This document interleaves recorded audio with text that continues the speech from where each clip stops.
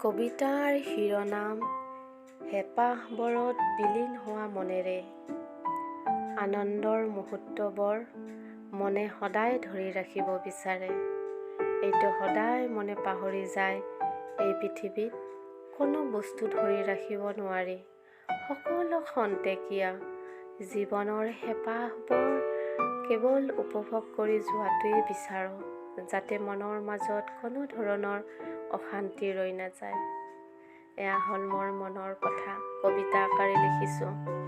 মই নিলোফা ইয়াছমিন, মই লৈ আহিছোঁ অলপমান মোৰ মনৰ কথা, অলপমান আপোনালোকৰ।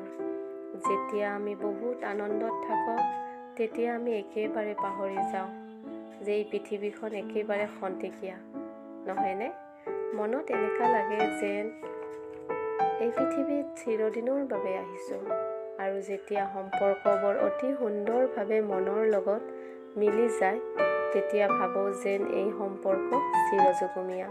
কিন্তু হঠাৎ কেতিয়াবা সেই সম্পৰ্কটো হাত মেলিব পাৰে। আনন্দৰ মুহূৰ্তক লৈ সম্পৰ্কৰ এটি কবিতা আগবঢ়াইছোঁ। জীৱনৰ ছবি তোমাৰ লগত দেখাবৰ হাবিয়াস। তুমি বিহীন জীৱনটো একো নাথাকিব জানা। তুমি আছা যেন স্বৰ্গপ্ৰাপ্তি। সকলো এতিয়া সেউজীয়া হৈ আছে জীৱনত। মোৰ মনৰ কথা আপোনালোকে যদি ভাল লাগিছে তেন্তে ছাবস্ক্ৰাইব, লাইক লগতে শ্বেয়াৰ কৰিবলৈ নাপাহৰিব। কোনোবাই যদি কবিতা লিখে তেন্তে কমেণ্ট বক্সত লিখি দিব, মই নিশ্চয় পঢ়িম আৰু আনন্দ ল'ম। এতিয়া বিদায় লৈছোঁ, সকলোৱে কুশলে থাকক, আনন্দ মনে।